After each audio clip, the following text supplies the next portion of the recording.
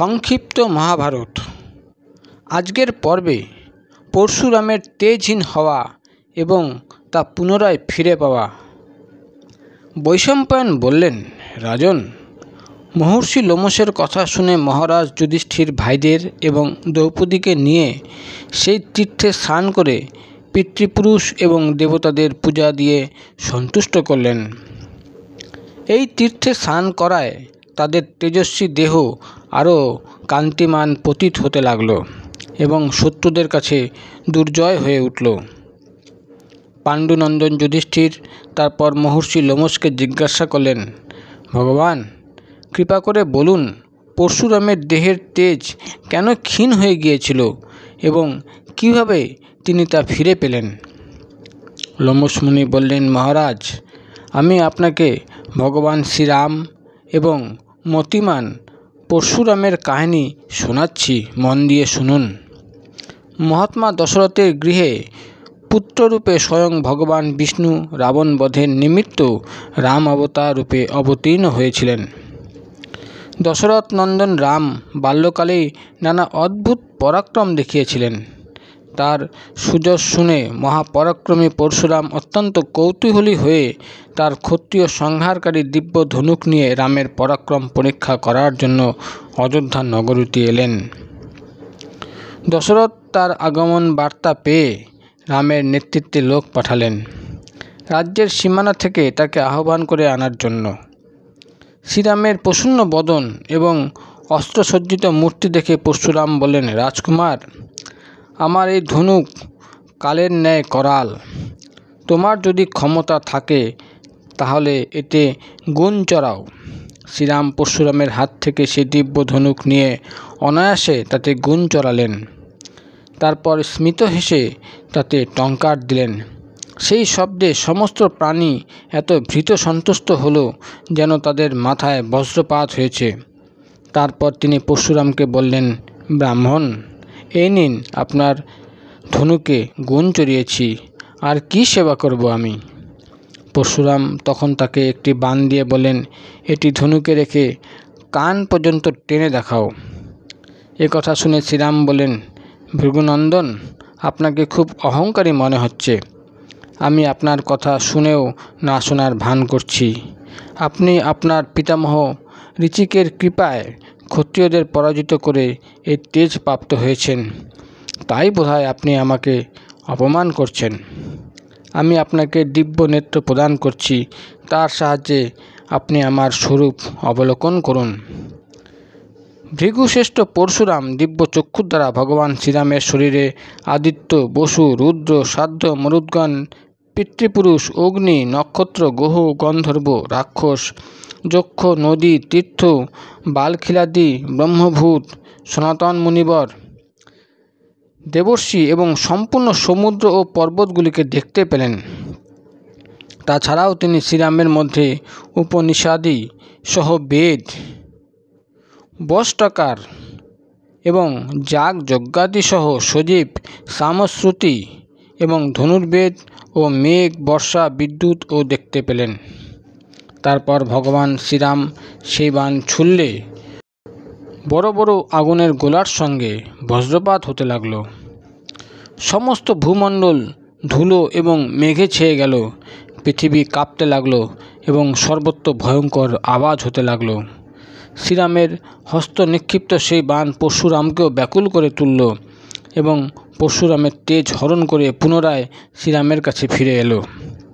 যখন পরশুরামের চেতনা ফিরে এলো তখন যেন তার প্রাণ সঞ্চার হলো এবং তিনি ভগবান বিষ্ণুর অংশরূপ শ্রীরামকে প্রণাম করলেন।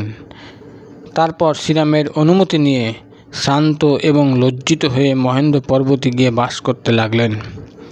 এইভাবে 1 বছর কেটে যাওয়ার পর যখন তার পিতৃব্যগণ দেখলেন যে পরশুরাম তেজহীন অবস্থায় রয়েছেন, তার সমস্ত অহংকার চূর্ণ বিচূর্ণ হয়েছে এবং তিনি অত্যন্ত দুঃখিত হয়ে রয়েছেন, তখন তারা বললেন, বৎস, তুমি সাক্ষাৎ বিষ্ণুর প্রতি যে আচরণ করেছ তা ঠিক নয়। ইনি ত্রিলোকে সর্বদা পূজনীয় এবং শ্রেষ্ঠ। এখন তুমি বধূস্বরাকৃত নামক পুণ্য নদীতে স্নান করো। সত্যযুগে তোমার প্রপিতামহ ভৃগু দীপ্তোত নামক তীর্থে ঘোর তপস্যা করেছিলেন। এতে স্নান করলে তোমার দেহ পুনরায় তেজপূর্ণ হবে। পিতৃপুরুষের কথায় পরশুরাম এই তীর্থে স্নান করলেন, ফলে তার অপহৃত তেজ পুনর্প্রাপ্ত হল। মহারাজ, মহাপরাক্রমশালী পরশুরাম এইভাবে ভগবান শ্রী বিষ্ণুকে যুদ্ধে আহ্বান করে তার তেজ হারিয়েছিলেন। এই তীর্থে স্নান করে তিনি তা পুনরায় ফিরে পেলেন। বৃত্রাসুর বধ এবং অগস্ত্য মুনির সমুদ্র শোষণ করার কাহিনী। যুধিষ্ঠির বললেন, বিপ্রবর, আমি মহামতি ঋষি অগস্ত্যের অদ্ভুত কর্মগুলি সবিস্তারে শুনতে চাই। মহর্ষি লোমশ বললেন, রাজন, আমি পরম তেজস্বী ঋষি অগস্ত্যের অত্যন্ত দিব্য, অদ্ভুত এবং অলৌকিক কাহিনী শোনাচ্ছি, তুমি মন দিয়ে শোনো। সত্যযুগে কালকেয় নামে ভয়ঙ্কর রণবীর দৈত্যগণ বাস করত। তারা বৃত্রাসুরের অধীনে থেকে নানা অস্ত্রে সুসজ্জিত হয়ে ইন্দ্রাদি সহ সকল দেবতাকে আক্রমণ করল। সকল দেবতা একত্রে বৃত্রাসুর বধের জন্য চেষ্টা করতে লাগলেন। তারা ইন্দ্রকে সঙ্গে নিয়ে শ্রী ব্রহ্মার কাছে গেলেন। ব্রহ্মা তাদের দেখে বললেন, দেবগণ, তোমরা যা করতে চাও তা আমার অজানা নেই। আমি তোমাদের বৃত্রাসুরের বধের উপায় জানাচ্ছি। পৃথিবীতে দধিচি নামে এক উদার হৃদয় মহর্ষি আছেন। তোমরা সকলে গিয়ে তার কাছে বর প্রার্থনা করো। তিনি প্রসন্ন হয়ে যখন তোমাদের বর দিতে চাইবেন, তখন তাকে বলবে যে, মুনিবর, ত্রিলোকের হিতের জন্য আপনি আপনার অস্থি আমাদের প্রদান করুন। তখন তিনি দেহত্যাগ করে তোমাদের নিজের অস্থি প্রদান করবেন। তার অস্থি দিয়ে তোমরা 6 দন্ত বিশিষ্ট এক ভয়ঙ্কর সুদৃঢ় বজ্র তৈরি করবে। সেই বজ্রের সাহায্যেই ইন্দ্র বৃত্রাসুরকে বধ করতে সক্ষম হবে। আমি তোমাদের সব জানিয়ে দিলাম, এখন শীঘ্র উদ্যোগী হও।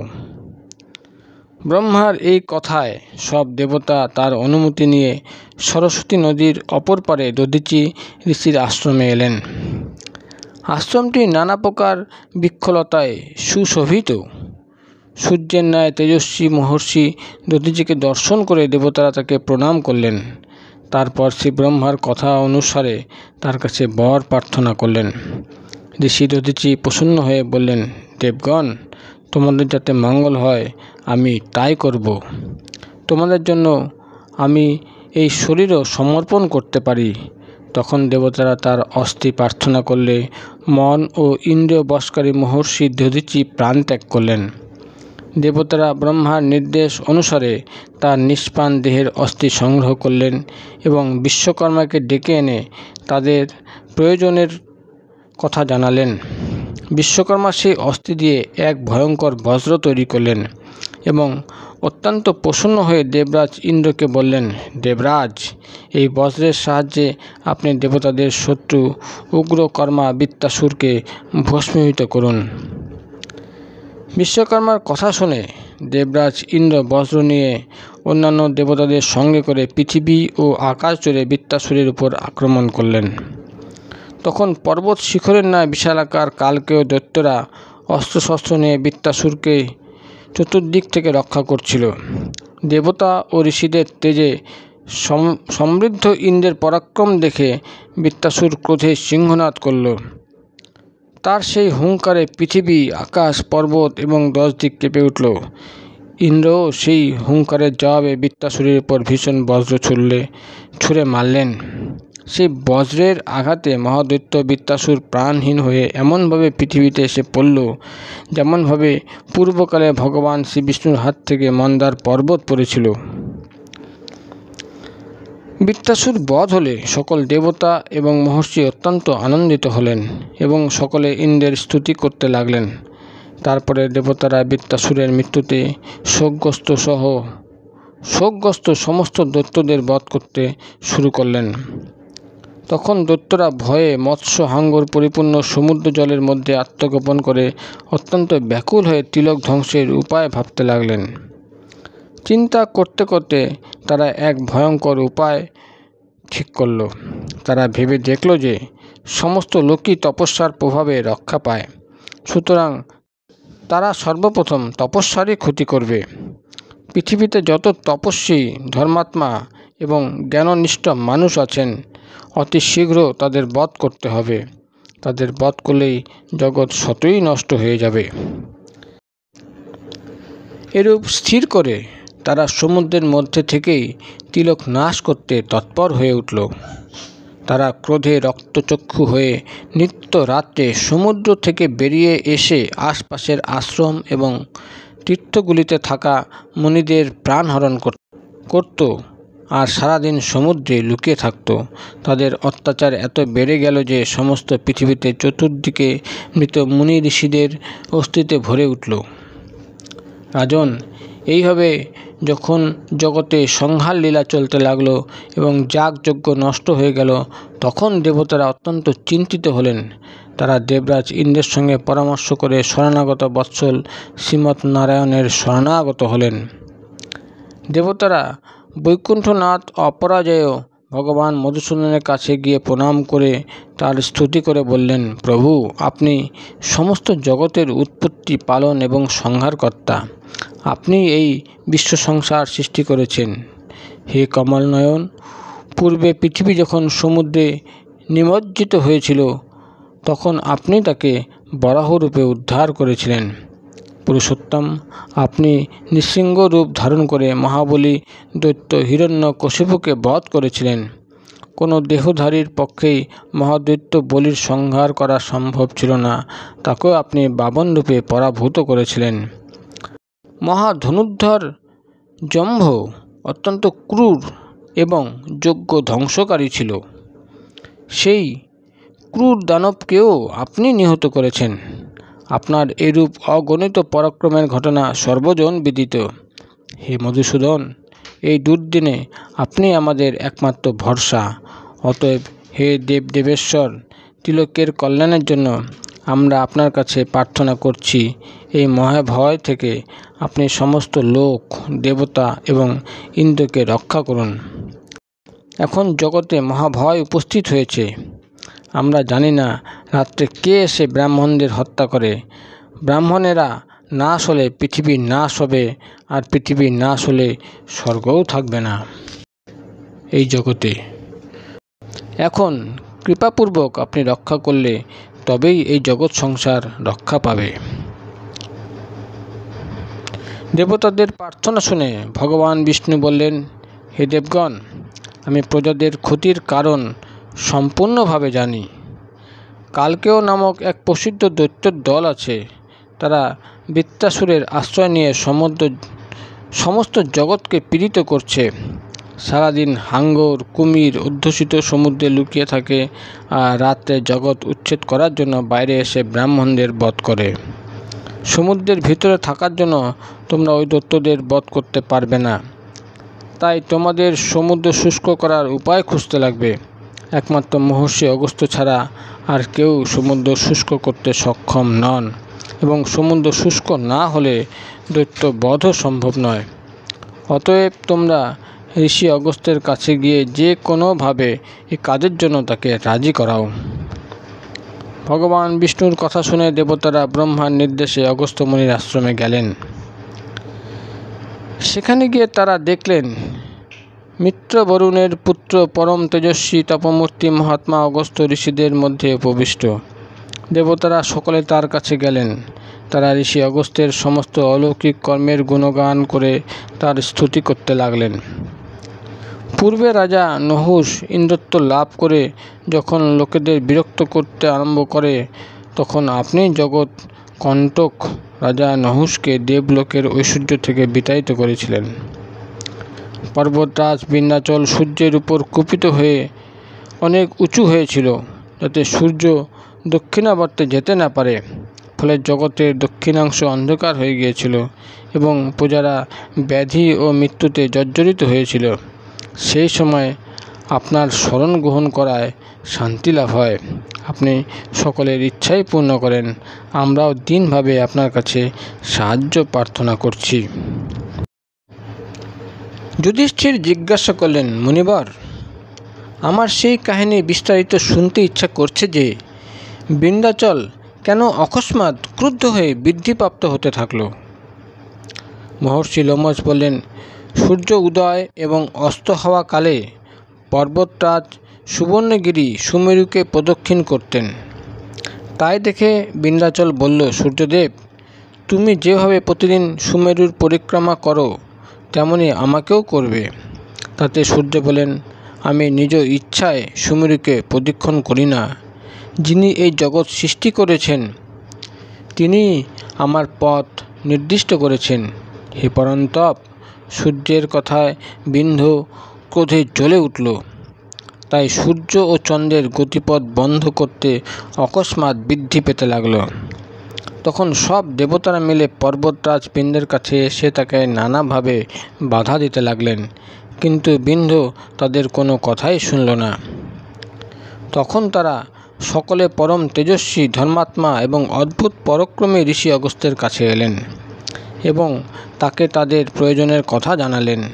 তারা বললেন, ভগবান, ক্রোধের বশীভূত হয়ে এই পর্বতরাজ বিন্ধ্যাচল সূর্য এবং চন্দ্র ও নক্ষত্রের গতি রুদ্ধ করতে উদ্যত।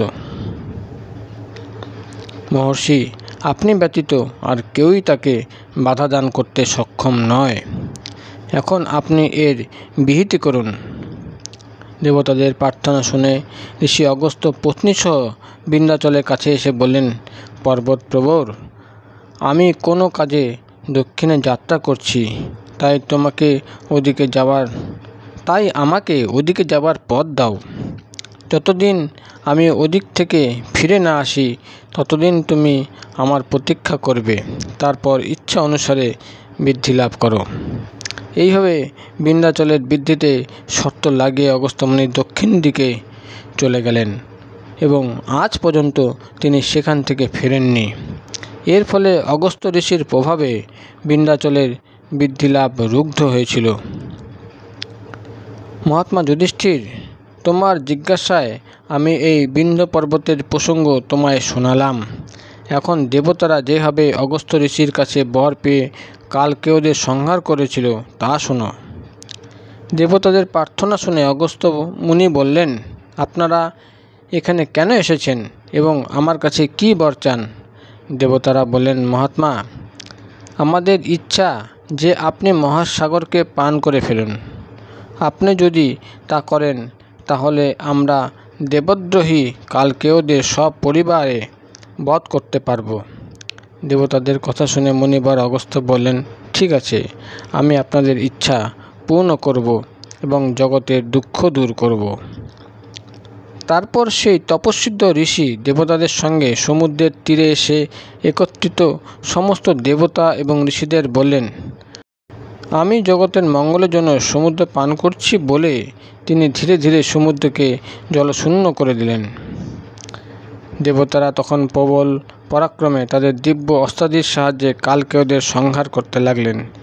এইভাবে দেবতাদের গর্জন সহ আক্রমণে দৈত্যকুল ব্যাকুল হয়ে উঠল এবং এই প্রহারের বেগ তাদের অসহ্য হয়ে উঠল। দেবতাদের বিরুদ্ধে কিছুক্ষণ তারা ভয়ানক যুদ্ধ করল, কিন্তু পবিত্র মুনিদের তপপ্রভাবে আগে থেকে অর্ধমিত হয়েছিল। তাই সমস্ত শক্তি দিয়ে চেষ্টা করেও তারা দেবতাদের হাতে বিনষ্ট হলো। যারা কোনো প্রকারে বেঁচে গেল তারা পাতালে গিয়ে আশ্রয় নিল। দানবরা এইভাবে ধ্বংস হয়ে গেলে দেবতারা মুনি অগস্ত্যের নানা প্রকার স্তুতি করে বললেন, এবার আপনি পান করা জল পুনরায় সমুদ্রতে ফিরিয়ে দিন। তখন ঋষি অগস্ত্য বলেন, সেই জল হজম হয়ে গেছে, আপনারা সমুদ্র ভর্তি করার জন্য অন্য কোনো উপায় ভাবুন। মহর্ষির কথায় দেবতারা আশ্চর্য হয়ে গেলেন এবং অত্যন্ত বিষণ্ণ হলেন। তখন তারা ঋষি অগস্ত্যকে প্রণাম করে ব্রহ্মার কাছে এলেন। তারা ব্রহ্মার কাছে হাত জোর করে প্রার্থনা জানালেন সমুদ্র জলপূর্ণ করে দেওয়ার জন্য। ব্রহ্মা বললেন, দেবগণ, এখন তোমরা যে যার স্থানে ফিরে যাও। আজ থেকে বহু বছর পরে রাজা ভগীরথ তার পূর্বপুরুষদের উদ্ধারের জন্য চেষ্টা করবেন, তাতে সমুদ্র আবার জলে পরিপূর্ণ হয়ে যাবে। ভগবান ব্রহ্মার কথা শুনে দেবতারা যে যার স্থানে ফিরে গেলেন। এর পরের পর্বে সগর পুত্রদের মৃত্যু এবং গঙ্গার অবতরণ আপনাদের গল্পের আকারে পড়ে শোনানো হবে।